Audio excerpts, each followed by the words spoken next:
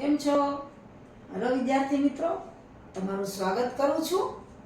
આપણે લઈએ છીએ ધોરણ 10 ગણિતની અંદર પ્રકરણ 12 પૃષ્ઠફળ અને ઘનફળ. એનું આપણે સ્વાધ્યાય 12.1 પૂરું કર્યું છે અને હવે આપણે લેવા જઈ રહ્યા છીએ સ્વાધ્યાય 12.2, જે પાના નંબર તમારા પાઠ્યપુસ્તકમાં પાના નંબર 148 ઉપર આવેલું છે. જુઓ, 12.1 આપણે સ્વાધ્યાય પૂરું કર્યું. ત્યાર પછી 12.2 જે છે એમાં ઘનફળની વાત આવે છે. અત્યાર સુધી આપણે શંકુ હોય, સમઘન હોય, લંબઘન હોય, ગોલક હોય, અર્ધગોલક હોય, નળાકાર હોય તો એની વક્ર સપાટીનું ક્ષેત્રફળ અને કુલ ક્ષેત્રફળની વાત કરી. હવે વાત આવે છે ઘનફળની. તો ઘનફળ છે એના સૂત્રો આપણી પાસે તૈયાર હોવા જોઈએ. ઘનફળ ના સૂત્રો આવડશે તો જ હવે પછીનું પ્રકરણ આપણે 12.2 કરશું. તો સૌથી પહેલા ઘનફળના સૂત્રો તમને આપી દઉં. પહેલું આવે છે સમઘન. તો આપણને ખબર છે સમઘન આ રીતના હોય છે.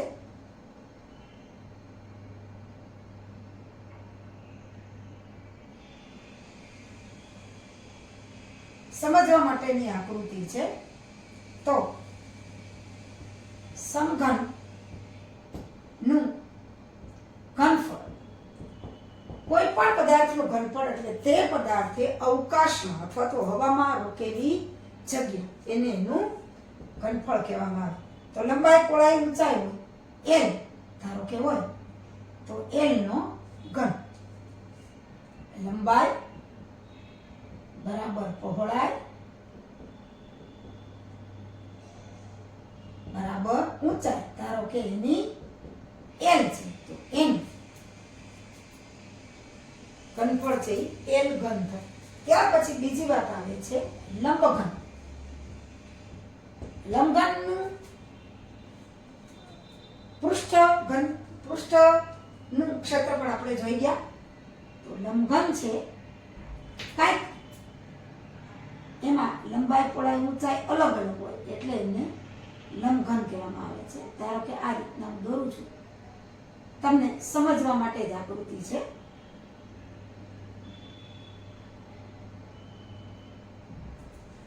આ લંબઘન છે. ધારો કે લંબઘનમાં લંબાઈ L, પહોળાઈ B અને ઊંચાઈ H જો આવી રીતે હોય તો લંબઘનનું ઘનફળ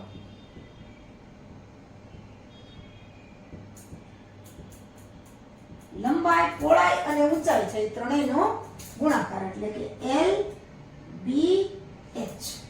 લંબાઈ ગુણ્યા પહોળાઈ ગુણ્યા ઊંચાઈ, આવી રીતે એનું ઘનફળ આવે. આપણે ત્રીજી વાત કરીએ છીએ કે નળાકાર. નળાકારનું ઘનફળ, વક્ર સપાટીનું ક્ષેત્રફળ અને કુલ ક્ષેત્રફળ તો આપણે જોઈ લીધું, પણ નળાકારની વક્ર સપાટીનું ક્ષેત્રફળ, કુલ ક્ષેત્રફળ જોયું. હવે આપણે લઈએ છીએ નળાકારનું ઘનફળ. તો નળાકારનું ઘનફળ લેવા માટે એની નળાકારની ત્રિજ્યા R, નળાકારની ઊંચાઈ આપણે કહીએ છીએ h એટલે કે સ્મોલ h. તો નળાકારનું ઘનફળ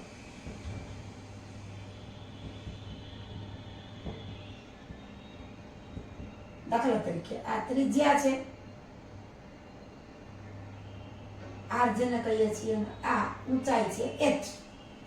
તો આ જે નળાકારનું ઘનફળ છે એ થશે પાઈ R સ્ક્વેર h. પાઈ એટલે આપ્યું હોય તો 3.14 એટલે 22 લઈ લેવાના. ત્રિજ્યા, પાયાની ત્રિજ્યા, બે બાજુ ત્રિજ્યા છે સરખી જશે, આને પણ R કહેવામાં આવે, અને એની ઊંચાઈ. હવે ચોથી વાત આવે છે, ચોથો પ્રકાર આવે છે શંકુ. શંકુની વક્ર સપાટીનું ક્ષેત્રફળ, કુલ ક્ષેત્રફળ આપણે જોઈ ગયા, પણ હવે એનું ઘનફળ. શંકુનો આકાર તમને ખબર જ છે.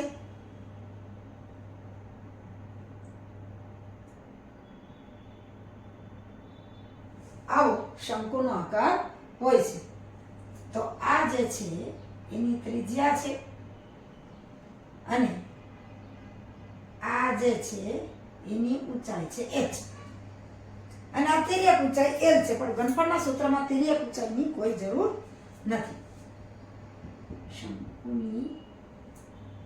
શંકુના પાયાની ત્રિજ્યા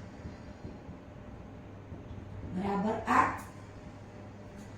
શંકુની ઊંચાઈ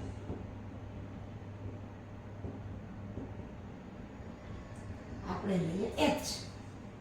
તિર્યક ઊંચાઈ આ l છે પણ એની ઘનફળમાં આપણે જરૂર નથી. તો શંકુનું ઘનફળ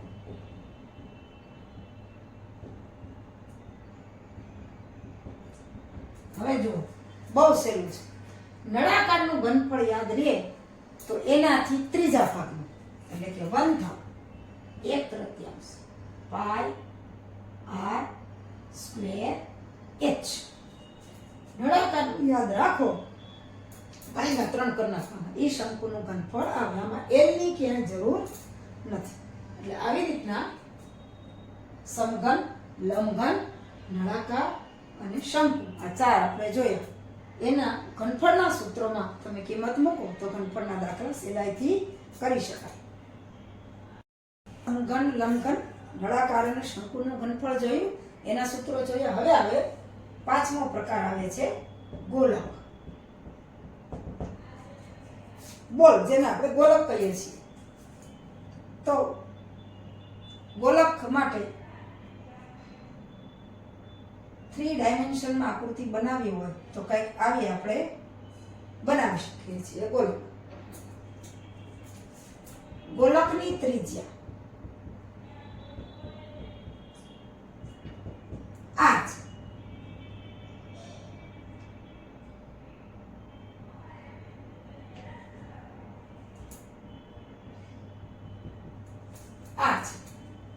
હવે ગોલકનું ઘનફળ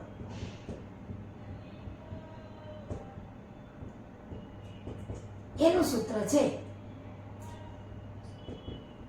4/3 પાઈ r ઘન. જો 3 ઘાત છે. 4/3 પાઈ r ઘન. r એટલે એની ત્રિજ્યા, પાઈ તો આપ્યો હોય 3 પર જવું, નતર આપણે 22 લઈ લેવાના અને આ એનું સૂત્ર છે. ત્યાર પછી છઠ્ઠો પ્રકાર.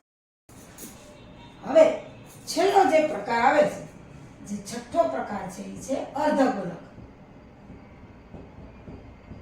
એટલે કે ગોલકના તમે 2 ભાગ કરો વચ્ચેથી જો બનતો પ્રકાર છે અર્ધગોલક છે એનું ઘનફળ. અર્ધગોલક માટે આપણે સમજવા માટે આકૃતિ દોરીએ.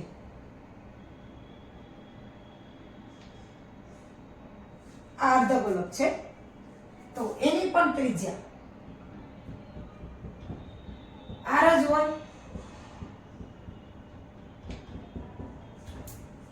હવે ગોલકનું ઘનફળ 4/3 પાઈ r ઘન. તો અર્ધગોલકનું એનાથી અડધું છેદમાં 2 મૂકીએ તો 4 ના થઈ જશે 2.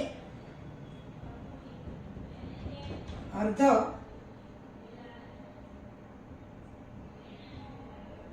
ગોલકનું ઘનફળ 2/3 પાઈ r ઘન. 4 હોય એના અર્ધ એટલે 2/3 પાઈ r ઘન. આવી રીતે 6 ઘનફળના સૂત્રો આપણે કરી લીધા અને એના ઉપરથી હવે પછીનું એટલે કે 12.2 જે પ્રકરણ છે એ આ બધા જ સૂત્રો ઉપર આનું પ્રકરણ છે. એટલે હવે આપણે 12.2 સ્વાધ્યાય છે એ ભણશું. તો 12.2 એનો પહેલો દાખલો આપણે જોઈએ. જો તમારા પાઠ્યપુસ્તકની અંદર પાના નંબર 148 ઉપર આ સ્વાધ્યાય 12.2 આવેલું છે. એનો પહેલો દાખલો. હવે એમાં પહેલા સૂચના છે કે જો પાઈનું મૂલ્ય આપેલ ન હોય તો પાઈ બરાબર 22/7 લ્યો. આપણને ખબર જ છે આપ્યું હોય કે 3.14 લ્યો તો એ લેવાનું, નહીં તો 22/7 તો લેવાના જ હોય. હવે આ જે છે 12.2 એમાં બધા જ દાખલા ઘનફળના છે. આની પહેલા મેં બધા જ ઘનફળ છે એના સૂત્રો તમને આપી દીધા છે. 12.1 છે એ આપણે પૃષ્ઠફળનું એટલે કે વક્ર સપાટીનું ક્ષેત્રફળ અને કુલ પૃષ્ઠફળ એવા દાખલાઓ ગણ્યા. આ 12.2 છે એ આખે આખું જે સ્વાધ્યાય છે એમાં ઘનફળ શોધવાનું છે. અલગ અલગ પદાર્થો અથવા તો સંયોજિત પદાર્થ આપેલા હશે એનું ઘનફળ શોધવાનું છે. ઘનફળના સૂત્ર મેં અગાઉ આપી દીધા છે. એના ઉપર આ 12.2 આખું સ્વાધ્યાય છે. તો 12.2 નો પહેલો દાખલો જે તમારા ગણિતની અંદર પાના નંબર 148 પર છે. જોતા જાઓ. રકમ એક ઘન પદાર્થ એ 1 સેન્ટીમીટર ત્રિજ્યા ધરાવતા અર્ધગોલક ઉપર તેટલી જ ત્રિજ્યાવાળો શંકુ ગોઠવીને બનાવાયું છે. 1 સેન્ટીમીટર ત્રિજ્યા ધરાવતા અર્ધગોલક ઉપર એટલી ત્રિજ્યા ધરાવતો શંકુ ગોઠવેલ છે. જો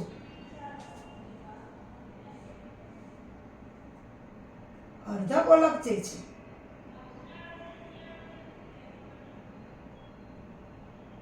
એના ઉપર એટલી ત્રિજ્યા વાળો શંકુ ગોઠવેલ છે. અને આવું કંઈક આકૃતિ આપણને કીધું છે કે આવી રીતના એક પદાર્થ બનાવેલો છે.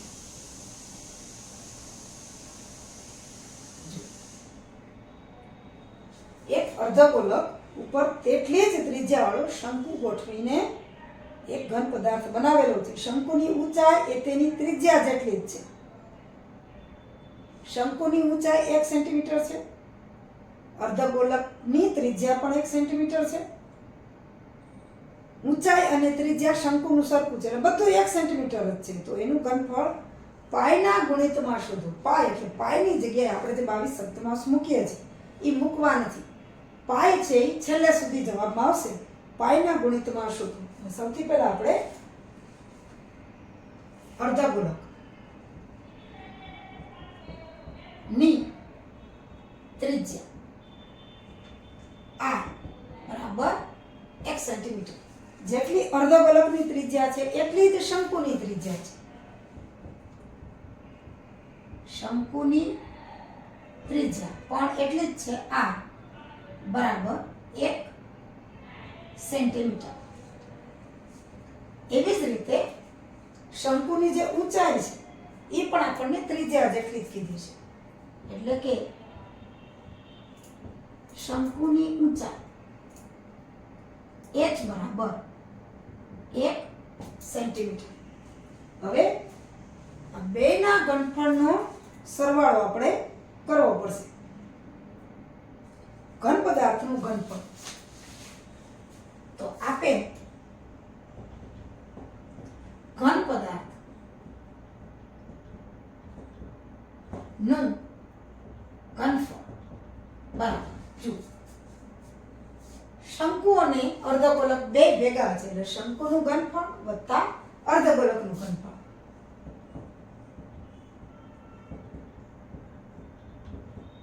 વત્તા અર્ધગોલકનું ઘનફળ બેનો સરવાળો થશે. એટલે કે આપેલ ઘન પદાર્થનું ઘનફળ બરાબર શંકુનું ઘનફળ. સૂત્ર આપણને ખબર જ છે 1/3 પાઈ r સ્ક્વેર h. r અને h આપણને આપી દીધા છે વત્તા અર્ધગોલકનું ઘનફળ. અર્ધગોલકનું ઘનફળ 2/3 પાઈ r ઘન.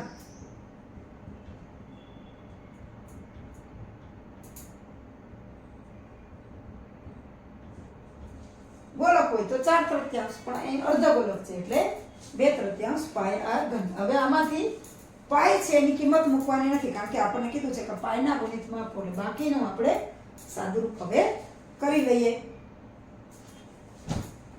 તો આપણે હવે આજે સૂત્ર મેં કીધું એની અંદર કિંમતો મૂકીએ. ઘન પદાર્થનું ઘનફળ આપણે હમણાં જોઈએ. શંકુનું તો કે 1/3 પાઈ r સ્ક્વેર h અને 2/3 પાઈ r ઘન. એમાંથી આપણે છેદમાં 3 બે જગ્યાએ છે જુઓ તો 1/3 પાઈ આર વર્ગ બેમાં સામાન્ય નીકળી જશે એટલે કે ઘનફળ બરાબર 1/3 પાઈ આર વર્ગ. એ આપણે આમાંથી સામાન્ય નીકળી જશે તો કૌંસમાં રહેશે આ 1/3 પાઈ આર વર્ગ નીકળી ગયા તો અહીંયાથી રહેશે h વત્તા હવે આ 1/3 નીકળી ગયા એટલે અહીં રહેશે 2 અને પાઈ આર વર્ગ નીકળી ગયા એટલે એક વખત આર રહે છે એટલે 2 આર આવી રીતના આવશે. તો ઘનફળ બરાબર 1/3 પાઈ આર વર્ગ. પાઈ ની કિંમત આપણે મૂકવાની નથી, આર છે આપણને આપી દીધા છે કે 1 વત્તા h. એ પણ ઊંચાઈ પણ શંકુની એ આપી દીધી છે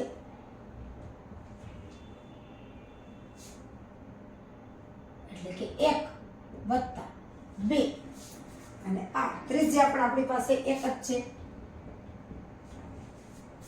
જો 1/3 પાઈ આર અને h ની આપણે કિંમત મૂકી છે. પાઈ ની કિંમત મૂકવાની નથી કારણ કે પાઈ ના ગુણિતમાં આપણે જવાબ જોઈએ છે.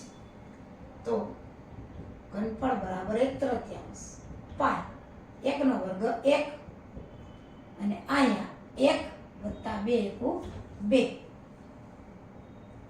તો ઘનફળ થશે 1/3 પાઈ ગુણ્યા 1 અને ગુણ્યા 2 ને 1 3 તો 3 છે અહીં 1/3 પાઈ છે અહીં 3 છે એટલે 3 ઉડી જશે તો ઘનફળ પાઈ ગુણ્યા 1 એટલે કરીએ કે નહીં 1 એમાં કાંઈ ફેર પડતો નથી એટલે આપણને જો 3 નીકળી જાય છે ફક્ત પાઈ ગુણ્યા 1 એટલે પાઈ જ રહે છે. પાઈની કિંમત આપણે મૂકવાની નથી કારણ કે આપણને રકમ આપ્યું છે કે પાઈના ગુણિતમાં જવાબ છે એ મેળવો. આનું ઘનફળ છે એ પાઈના ગુણિતમાં મેળવો એટલે પાઈ એમને રાખ્યું છે. જો પાઈની કિંમત મૂકી તો 22 આવશે અથવા તો 3.14 આવત પણ આપણને એમને પાઈના ગુણિતમાં જ ઘનફળ માંગ્યું છે તો આપણે લખીએ કે આપે ઘન પદાર્થનું ઘનફળ બરાબર પાઈ સેન્ટીમીટર ઘન. કારણ કે એકમ સેન્ટીમીટર છે. હંમેશા પૃષ્ઠફળ કે ક્ષેત્રફળ હોય એમાં સેન્ટીમીટર વર્ગ અથવા તો મીટર વર્ગ આવે છે એકમ, પણ ઘનફળની વાત આવે એટલે 3 ઘાત આવે એટલે કે આપેલ જે ઘન પદાર્થ છે શંકુ અને અર્ધગોળક બેયનું સંયુક્ત રીતે આપણને ઘનફળ શોધવાનું કીધું હતું તો એ પાઈ સેન્ટીમીટર ઘન થાય છે. આ છે આપણા દાખલાનો જવાબ છે. આવી રીતે ઘનફળના સૂત્ર મૂકી અને દાખલા કરી શકાય છે. સાવ સહેલા દાખલાઓ છે.